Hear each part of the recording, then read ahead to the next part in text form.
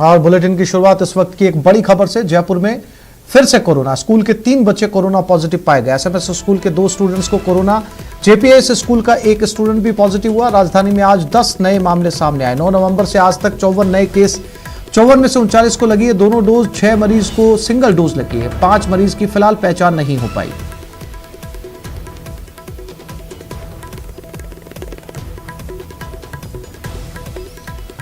तो जैसे ही 100% क्षमता के साथ स्कूल खुलते ही 3 बच्चे अब तक पॉजिटिव सामने आ चुके हैं। बेहद चिंता का विषय, क्योंकि बच्चों के लिए फिलहाल WHO ने या फिर केंद्र सरकार ने हरी झंडी नहीं दी है वैक्सीनेशन के लिए। ऐसे में बच्चों को स्कूल 100% क्षमता के साथ खोल दिए गए हैं। फिलहाल इन तीनों बच्चों को क्वारंटाइन कर दिया गया है, लेकिन अब स्कूल खुलते ही इस तरह के मामले पहले ही दिन सामने आने लगे हैं। पिछले कुछ दिनों में कोरोना केस में बढ़ोतरी हुई है और पिछले 9 तारीख से देखें तो हम 54 पेशेंट अब तक कोरोना केस पॉजिटिव आ चुके हैं। इसमें से 39 केस ऐसे हैं जिनको दोनों वैक्सीन डोज लगाई जा चुकी है। 6 लोग ऐसे हैं जिनको सिंगल डोज वैक्सीन लगाई जा चुकी है और 4 ऐसे हैं बच्चे के सहित मिलाकर जिनको वैक्सीन नहीं लगी है और 6 केस ऐसे जो अनट्रेस्ड हैं, जिनको ऊपर सरकार को हमने एड्रेस करेक्ट करने के लिए लिखा है। विशेष ध्यान रखने की बात यह है कि जिनको दोनों डोज लग चुकी है, उनके घर में बच्चे हैं, अभी वो वैक्सीनेशन नहीं हुआ है उनका, तो वो विशेष ध्यान रखें वो भी कि अपने को जब तक पूरा वैक्सीन नहीं हो जाए कोविड प्रोटोकॉल की पालना करें। वैक्सीनेशन के बाद भी हमको कोविड प्रोटोकॉल पालना करना अनिवार्य है, जिससे कि ये जो इन्फेक्शन है आगे नहीं बढ़े।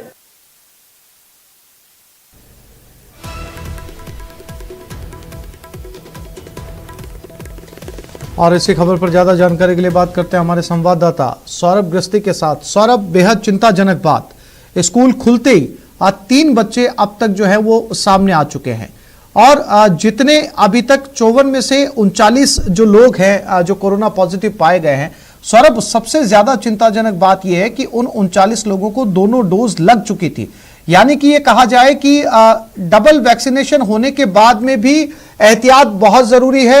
100% सुरक्षा नहीं है वैक्सीनेशन से।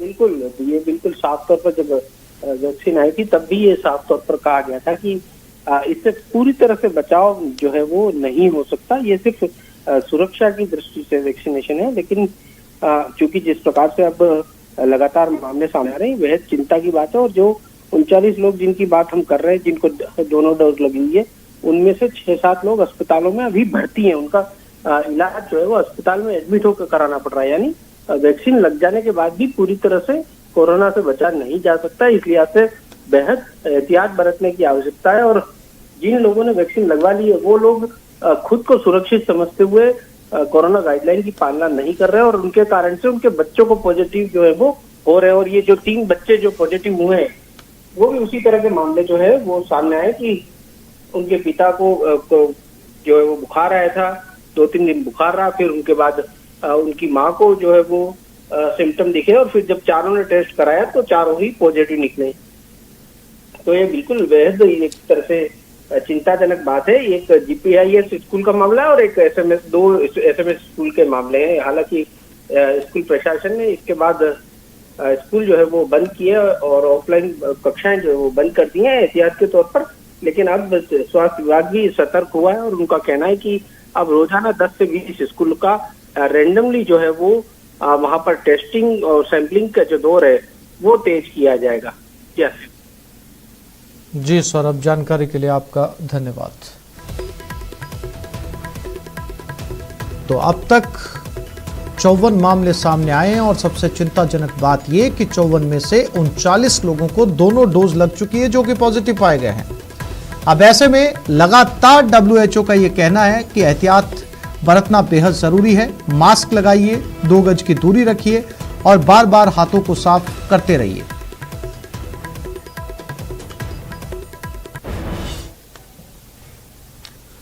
और अलवर के बहरोड से खबर है, जैनपुर बास गांव में फिर गैंगवार हुई। 2 गैंग के बदमाशों में जमकर फायरिंग हुई। एक बदमाश की गर्दन में गोली लगी। बहरोड के निजी अस्पताल में उसे भर्ती करवाया गया है।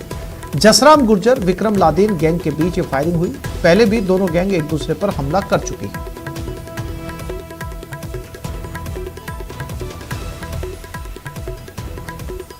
और इसी खबर पर ज्यादा जानकारी के लिए बात करते हैं हमारे संवाददाता राजेंद्र के साथ। राजेंद्र, इस पूरे मामले को लेकर क्या अपडेट? जी, अलवर जिले के बहरोड का ये पूरा मामला है, जहां पर दो बदमाशों के जो गैंग हैं उनके बीच में फायरिंग हुई और फायरिंग के बीच में एक युवक के गर्दन में गोली लगी है, जिसे अस्पताल में भर्ती कराया गया है। और सूचना के बाद में पुलिस के आला अधिकारी मौके पे पहुंच गए हैं। भिवाड़ी सीओ और एडिशनल एसपी के साथ भिवाड़ी पुलिस अधीक्षक भी मौके के लिए रवाना हो गए हैं। भिवाड़ी से लेकर बहरोड जो है पूरा इलाका है हरियाणा बॉर्डर का लगते हुए लगातार बदमाशों को और गैंगवार की घटनाएं होती रहती हैं। जसराम गुजर जो बसपा से विधायक का चुनाव लड़े थे बहरोड से, उनकी भी गैंगवार में मौत हुई थी और उसके बाद से लगातार दोनों गैंगों में गैंगवार की घटनाएं लगातार हुई हैं और कई बार फायरिंग में कई लोगों को गोली लगी है। तब तक इनकी दोनों की गैंगवार जो हुई हैं उनमें से भी 2 से 3 लोगों की मौत भी हो चुकी है। लेकिन ये जो पूरा अवैध वसूली को लेकर के, रंगदारी को लेकर के अपना वर्चस्व कायम करने के लिए जो दोनों गैंग हैं उनके बीच में लगातार फायरिंग होती है। जसराम गुजर और लादेन के बीच में जो दुश्मनी है, उसी दुश्मनी के बीच में जो लादेन की सुपारी दी गई थी, जब उसके बाद यहाँ पपला गुजर आया था, पपला गुजर रेकी कर रहा था, तभी पुलिस के हत्थे चढ़ गया था और बहरोड पुलिस ने उसे पकड़ लिया था। तब पपला गुजर थे उसके साथियों ने बहरोड थाने में फायरिंग करके उसे छुड़ा ले गए थे। तो कहीं न कहीं इस इलाके में कहा जा सकता है कि अभी बदमाशों के जो गैंग हैं वो लगातार बढ़ती जा रही हैं और गैंगवार की वारदातें भी। जी राजेंद्र, जानकारी के लिए आपका धन्यवाद।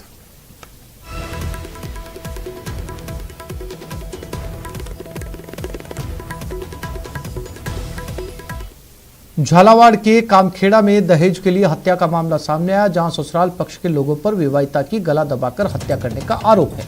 महिला का शव उसके पीहर में घर के पास एक बाड़े में पड़ा मिला, जिसके बाद पीहर पक्ष के लोगों ने पुलिस को सूचना दी।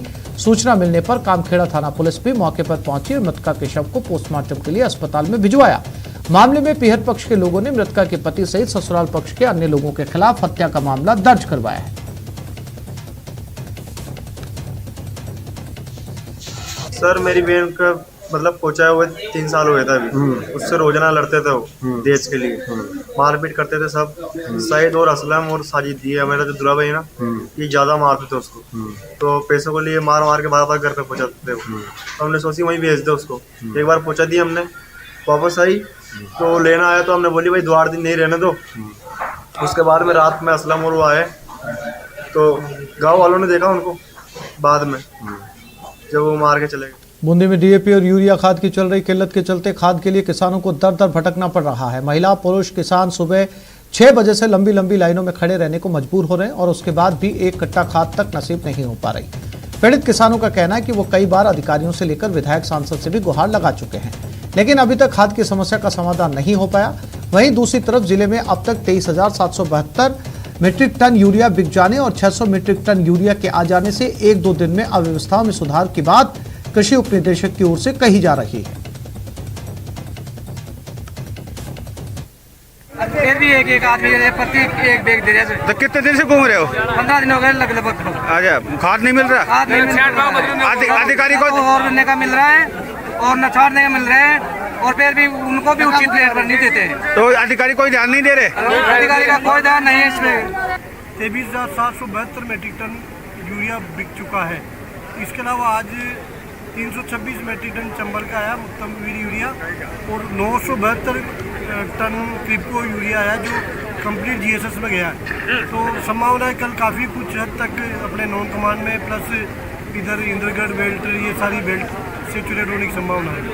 स्टाफ बैठ के दे रहा है, इसमें कोई प्रॉब्लम नहीं है। अब ये है कि उनके थोड़े दिमाग में आगे की बाद वाला खाद भी अभी ले रहे हैं, तो इसलिए अव्यवस्था हो रही है। वैसा कुछ नहीं, 2-3 दिन में स्थिति और सुधर जाएगी। और गहलोत कैबिनेट की बैठक आज होगी। शाम 6 बजे कैबिनेट की बैठक होगी। कैबिनेट के बाद मंत्री परिषद की बैठक होगी। डीजल पेट्रोल पर वैट कम करने पर फैसला आज संभव है। कई अन्य मुद्दों पर भी फैसले लिए जा सकते हैं।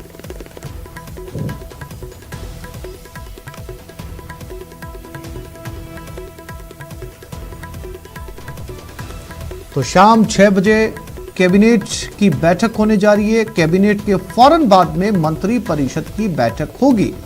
और जैसा कि लगातार कयास लगाए जा रहे हैं कि आज डीजल पेट्रोल पर राज्य सरकार वैट कम कर सकती है।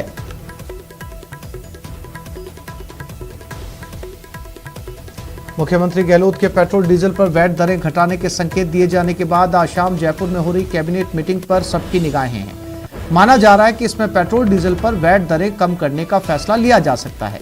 गंगानगर के पेट्रोल पंप डीलर और आम उपभोक्ता भी कैबिनेट मीटिंग पर नजरें गड़ाए बैठे हैं और उम्मीद कर रहे हैं कि गहलोत सरकार भी पेट्रोल डीजल पर वैट दर घटाकर उपभोक्ताओं को राहत देगी। माननीय अशोक गहलोत जी को, उनकी पूरी टीम को, पूरी कैबिनेट की आज बैठक है। मैं तो ये कहना चाहूँगा कि आप एक बार 3 महीने के लिए डीजल पेट्रोल का जो दाम है वो पंजाब के बराबर करके देख लीजिए। अगर आपके रेवेन्यूज बढ़ जाएं तो आप इसको कंटिन्यू दूसरे जिलों में भी एक एक करके लागू कर देना। प्रयोग तो करना ही चाहिए, क्योंकि आज एक यूनिट आपका गंगानगर जिला पूरा बीमार हो गया। पेट्रोल डीजल पंप मालिक सब आपके पंप बंद होने के कगार पे हैं। बिल्कुल राहत मिलेगी, लेकिन पूरी राहत नहीं मिल सकती।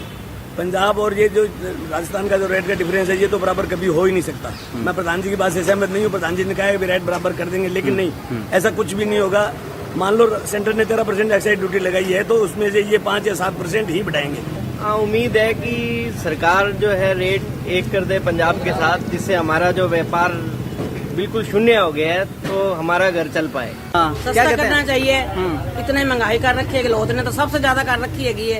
हरियाणा में इतना सही है, हर एक पास इतना कम है, यहाँ पे तो बहुत ज्यादा हो रहा है। ऐसा भी जो नुकसान है ये जनता को ज्यादा हो रहा है। 21 रुपए का फर्क है। 21 रुपए के लिए आदमी जनता वहाँ जाएगी पंजाब में। जब तक 21 रुपए फर्क नहीं निकलेगा पंजाब और राजस्थान का, तब तक गंगानगर में यही हालात रहेगी। हमारी गहलोत साहब से ये उम्मीद होनी चाहिए, जब एक देश के अंदर रह रहे हैं और एक राज्य की सीमा के साथ दूसरे राज्य की सीमा लग रही है, तो रेट का इतना डिफरेंस क्यों आ रहा है? क्या कारण है? हमारा कोई पैसा कोई 1 रुपए वाला कम पैसे में चल रहा है। आज जयपुर में बनीपार्क ब्लॉक कांग्रेस कमेटी ने महंगाई के विरोध में महारैली का आयोजन किया। सुबह प्रभात फेरी में कांग्रेसियों ने सड़क पर रैली निकालकर केंद्र सरकार से पेट्रोल, डीजल और रसोई गैस पर बढ़ाई गई कीमतों को वापस लेने की मांग की। परिवहन मंत्री प्रताप सिंह खाचरियावास के नेतृत्व में ये निकाली गई रैली हल्ला बोल आंदोलनकारियों से बात की हमारे जयपुर संवाददाता राकेश शर्मा ने। जयपुर में ये जो कांग्रेस द्वारा रैली निकाली जा रही है, जो परिवहन मंत्री प्रताप सिंह खाचरियावास हैं, उनके नेतृत्व में कई कांग्रेस के पदाधिकारी इस रैली में शामिल हैं। सबसे पहले हम प्रताप सिंह खाचरियावास जी से जानना चाहेंगे कि जिस तरीके से लगातार सरकार केंद्र से महंगाई कम करने की मांग कर रही है, पेट्रोल डीजल की दरों में एक्साइज ड्यूटी कम करने की मांग कर रही है, कांग्रेस किस स्तर तक ले जा रही है, किस तरह का आपका पूरा आंदोलन है? देखिए, पेट्रोल, डीजल और गैस सिलेंडर की महंगाई के विरोध में जयपुर के 16 ब्लॉक है हमारे कांग्रेस संगठन के, उन सब ब्लॉकों में प्रदर्शन हो रहा है। पहले प्रदेश स्तर पर हुआ, डिस्ट्रिक्ट स्तर पर हुआ और अब ये प्रदर्शन ब्लॉक स्तर पर हो रहा है। फिर अब वार्ड स्तर पर होगा, फिर भाग स्तर पर होगा। पूरे देश को जगाना है और मोदी सरकार ने जो धोखा किया उसकी आवाज़ की गूंज पूरे देश में सुनाई देनी चाहिए। इनके पुराने वीडियो सामने आ रहे हैं प्रधानमंत्री जी के, इनके नेताओं के, जब ये पेट्रोल, डीजल और गैस सिलेंडर पर बोलते थे। पहला प्रधानमंत्री है जिन्होंने गैस सिलेंडर की सब्सिडी खत्म कर दी। पहली बार गैस सिलेंडर की सब्सिडी बंद हुई है और ये जो हालात हुए हैं वो हालात इतने ज़बरदस्त हैं कि आप ये मानकर चलिए कि महंगाई से आम आदमी दुखी है, जवान दुखी है, सब लोग दुखी है। महंगाई पर कंट्रोल करने के लिए मोदी सरकार को जवाब देना चाहिए। देखिए, सीधी सी एक बात है, देश में महंगाई केंद्र सरकार ही कम कर सकती है। राज्य सरकारों का काम नहीं है कि महंगाई को कम करे। और जो स्पेशल एक्साइज ड्यूटी और सेस लगाया है, ये केंद्र ने लगाया है। अगर केंद्र घटाएगी ये सेस और एक्साइज ड्यूटी तो निश्चित रूप से वैट में तो वैसे ही कमी आ जाएगी। और मनमोहन सिंह जी के टाइम में आप देख लीजिए, 3.5 रुपए डीजल पर और 9 रुपए पेट्रोल पर एक्साइज ड्यूटी थी, ये अखबार में आया था। और आज वो 36 रुपए एक्साइज ड्यूटी मोदी जी ने कर दी। जो 30 रुपए बढ़ाए उसमें से अगर 5 रुपए 10 रुपए कम कर दिए तो कोई मेहरबानी नहीं की देश पे। पूरे क्रूड ऑयल सस्ता होने के बावजूद आपने जो डीजल पेट्रोल के दाम बढ़ाए ये बिल्कुल गैरवाजिब है, इसे वापस लेना पड़ेगा। 30 रुपए डीजल और पेट्रोल वृद्धि को, एक्साइज ड्यूटी को वापस ले तो निश्चित रूप से टैक्स अपने आप ही घट जाएगा। राकेश शर्मा, न्यूज 18 राजस्थान, जयपुर। लोकसभा अध्यक्ष ओम बिरला आज से 3 दिवसीय हिमाचल दौरे पर हैं और लोकसभा अध्यक्ष ओम बिरला का शिमला पहुंचने पर परंपरागत तरीके से भव्य स्वागत किया गया। शिमला में हेलीपैड पर विधानसभा अध्यक्ष विपिन सिंह परमार ने उनका स्वागत किया। संसदीय कार्य मंत्री सुरेश भारद्वाज, डिप्टी स्पीकर हंसराज भी स्वागत के लिए पहुंचे। हिमाचल में अखिल भारतीय पीठासीन अधिकारी सम्मेलन हो रहा है। स्पीकर बिरला के नेतृत्व में 2 दिन मंथन किया जाएगा।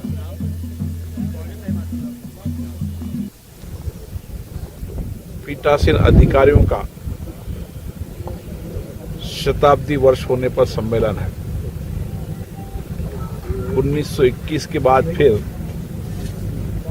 2021 में यहाँ पीठासीन अधिकारी बैठकर चर्चा करेंगे, संवाद करेंगे, किस तरीके से लोकतंत्र और सशक्त हो, विधायिका संस्थाएं जनता के प्रति और जवाबदेही हो और इन संस्थाओं के माध्यम से किस तरीके से देश और प्रदेश की जनता का कल्याण हो, इस पर व्यापक विचार विमर्श होगा। और ब्रेक के बाद बात महामुकाबले की महातैयारी की।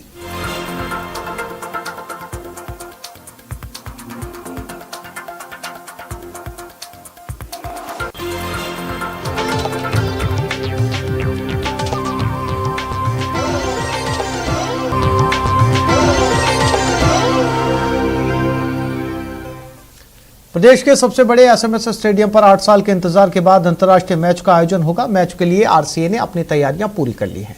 वहीं खिलाड़ी भी इस मुकाबले के लिए जमकर पसीना बहा रहे हैं। दोनों टीमें आरसीए अकादमी और स्टेडियम पर अपने अपने अभ्यास सत्र में हिस्सा ले रही हैं। आज से बाद मैच के लिए क्रिकेट प्रेमी दूर दराज शहरों से पहुंचना शुरू हो चुके हैं। स्टेडियम के बाहर भी मैच के दौरान उत्साह बढ़ाने के लिए टीम की जर्सी, बैनर, स्टिकर बिकने लगे हैं। क्रिकेट प्रेमियों में इस मैच के शुरू होने का बेसब्री से इंतजार है। यहाँ से 5 दिन से आ रहा हूँ, कंटिन्यू रेगुलर आ रहा हूँ सर। मैं सुबह का आता हूँ सर 10 बजे, शाम को 4-5 बजे जा रहा हूँ। मैं कल भी दिन भर यहाँ पर आया था। जो ऑनलाइन टिकट हुए हैं उनको ही टिकट दिए जा रहे हैं। इन्होंने दैनिक भास्कर में 11 तारीख को न्यूज़ दिया था कि हम ऑफलाइन टिकट बेचेंगे। 20,000 हम ऑनलाइन टिकट बुकिंग करेंगे और बाकी 8,000 टिकट हम काउंटर पे दिए जाएंगे। कोई ऑफलाइन टिकट नहीं दे रहा, ना ये स्टूडेंट वाले टिकट दे रहे 499 वाला। हाँ, मतलब ऑनलाइन अगर है तो इजीली अवेलेबल, लेकिन हो सकता है कि शायद इनको मतलब वो ये जो मैनेजमेंट है कि भाई जो फिजिकल टिकट्स है वो कौन लेकर के आएगा, कैसे चेक होंगे, तो वो शायद हो सकता है कि कोई प्री डिसाइडेड नहीं हो, तो इस वजह से थोड़ा सा ये मिसकम्युनिकेशन है। 5 घंटे का वेटिंग टाइम काफ़ी ज़्यादा है। आई मीन ऐसा लग रहा है कि मुझे कोई टेस्ट मैच देखने जाना पड़ रहा है instead of T20। So if man power अगर इंक्रीज कर दें तो हो सकता है 5 घंटे का जो टाइम है वो शॉर्टेज हो सके थोड़ा। हम यहाँ पर स्टेडियम के बाहर 2 दिन पहले आ गए, तब भी बंदे आके पूछ रहे हैं कि कितने का टिकट चाहिए। 1000 का टिकट 3500 में मिलेगा। तो सर ये क्या है? ऑनलाइन था तो फिर ऑनलाइन पूरा काम होना चाहिए। सीट अवेलेबल है अंदर, तब भी नहीं दे रहे हो। मतलब ऑफिस अंदर से ही हो रहा है, सब कुछ अंदर, बाहर मिल रहे हैं सबको टिकट। सर 1000 रुपए का टिकट मिल जाएगा बीके भी आपको। जयपुर में कल होने वाले भारत न्यूजीलैंड मुकाबले के सफल आयोजन के लिए आरसीए ने सभी तैयारियां पूरी कर ली है। एसएमएस स्टेडियम में 8 साल बाद कोई अंतर्राष्ट्रीय मुकाबला होने जा रहा है। इसको ऐतिहासिक बनाने के लिए आरसीए ने अपनी पूरी ताकत झोंक दी है। और किस तरह की तैयारियां, इस पर आयोजन समिति के सदस्य से बात की हमारे संवाददाता महेश धादीज ने। के एसएमएस स्टेडियम पर 8 साल का इंतजार खत्म हो रहा है और कल वो मौका है जब एक बार फिर अंतर्राष्ट्रीय मुकाबले से राजधानी जयपुर के जो तमाम क्रिकेट प्रेमी हैं वो यहाँ पर इस खुश मिजाज मौसम में इस मैच का यहाँ पर आनंद ले सकेंगे। इंटरनेशनल मैच पहली बार T20 का हो रहा है और 8 वर्ष बाद किसी तरह का इंटरनेशनल मैच यहाँ हो रहा है, आयोजित किया जा रहा है। उस आयोजन को लेकर हमने पूरी तरह से तैयारियां करनी। आयोजन समिति सदस्य वैभव जी गहलोत के निर्देशन में काम कर रहे हैं और सारी आयोजन समिति जुटी हुई है। दर्शकों को किस तरह से सुविधाएं दी जाए, यहाँ आने वाले मेहमानों को किस तरह से व्यवस्थाएं की जाए, खिलाड़ियों को किस तरह से व्यवस्थाएं की जाए, इस तरह की तमाम जो व्यवस्थाएं हैं जो हमने सुनिश्चित की, चाहे वो सिक्योरिटी की हो, चाहे यहाँ आने वाले वीवीआईपी के लिए हो, तमाम तरह की जो व्यवस्थाएं उनको करने के लिए हमने पूरी हमारी टीम ने जान जोखिम में लगा रखी है। लगभग कम्प्लीट ही है सब, जो भी तैयारी सब कम्प्लीट हो रही है, एकदम कम्प्लीट है, सब ऊपर में उल्टी निभा रहे हैं सब टोटल। ये स्टेडियम के अंदर जो भी सारी जो व्यवस्थाएं हो रही है उन व्यवस्थाओं को समय समय पर चेक करने के लिए जिम्मेदारी सौंपी गई है और मैं धन्यवाद देता हूं पूरी आरसीए कमेटी को और विशेषकर संरक्षक हमारे सीपी जोशी जी को और हमारे अध्यक्ष वैभव जी को, जिन्होंने एक ये अच्छा आयोजन का जो जिम्मा हमें सौंपा है। निश्चित रूप से वर्तमान आरसीए के अध्यक्ष महोदय और हमारे संरक्षक महोदय सीपी साहब के निर्देशन में जो काम हो रहा है गुलाबी शहर में, गुलाबी ठंड में, जो इस मैच का 8 वर्षों बाद यहाँ की जो जनता लुफ्त उठाएगी, यहाँ के पेविलियन और सभी सीट्स, सभी मेहमानों का आगंतुकों के लिए जितनी बेहतर से बेहतर व्यवस्था हो सके आरसीए ने इसको संपूर्ण करी है। नए स्टेडियम की नींव रखी तथा 2 इंटरनेशनल मैच जयपुर को, राजस्थान को दिए। इसके लिए हम पूरे कार्यकारिणी और पूरे जिला संघ उनके लिए आभारी हैं, शुक्रगुजार हैं। बिल्कुल वेग जी, मैं उसके लिए एक बात मैं और आपको बताना चाहूँगा कि साथ हमने एलईडी बाहर भी लगाए हैं कि जो मालपुरा की जो जयपुर की जनता अगर उसका लाभ नहीं ले पा रही है अभी तक, टिकट उनके हाथ से निकल गए हैं तो वो बाहर बैठ करके भी उस मैच का बड़े स्क्रीन पे आनंद ले सकेंगे। देखिए ये जो मैच हो रहा है और द ग्रेट खली का ये वीडियो सामने आया जिसमें पिछले कुछ समय से इंदौर सबसे साफ शहरों में से एक रहा है। अब यह भारत का पहला वाटर प्लस शहर भी बन गया है। तो क्या है ये वाटर प्लस शहर, क्या क्या काम किया गया वाटर प्लस बनाने के लिए और शहर के नागरिकों ने इस प्रक्रिया में किस तरह भाग लिया, मिशन पानी की एक खास report. When our Honorable Prime Minister started Swachh Bharat Mission way back in 2014, so various elements were taken. Initially, solid waste management was the bigger part of it. Then every year new things are added up. Water Plus is one highest certification within the Swachh Bharat umbrella. It is given to the city where you don't see, I use the word see, the black or grey water. That is, no sewerage is flowing in the open. So Indore Nagar Nigam also started this work. It is almost, you can say, work of last 3, 4, 5 years, because laying thousands of kilometers of primary and secondary sewer lines in whole of the cities, and then attaching individual toilets or community toilets or public urinals to that line, so that no sewerage comes in the open, is a very big task, and it gives a matter of pride that Indore is the city that is the only city which has been given this Water Plus award. नागरिकों को समझाना या persuade करना कि वो अपने व्यक्तिगत या कम्युनिटी टॉयलेट्स को इससे जोड़े। एक, खुले में शौच की प्रथा बंद हो। 2, और इंदौर के स्वच्छ भारत कैंपेन आप देखेंगे पिछले 5 सालों से सस्टेन होने का सबसे बड़ा कारण है कि ये यहाँ के जनमानस की एक तरह से सोच का पार्ट हो गया, तभी इंदौर स्वच्छ भारत में हर बार प्रथम आता है। उससे क्या है कि यहाँ लोग डिमांड करते हैं, दे डिमांड सफाई, they demand everything and then they support. स्वच्छता और पानी, हमको बचानी है ये जिंदगानी। तो इस बुलेटिन में फिलहाल इतना ही। नमस्कार।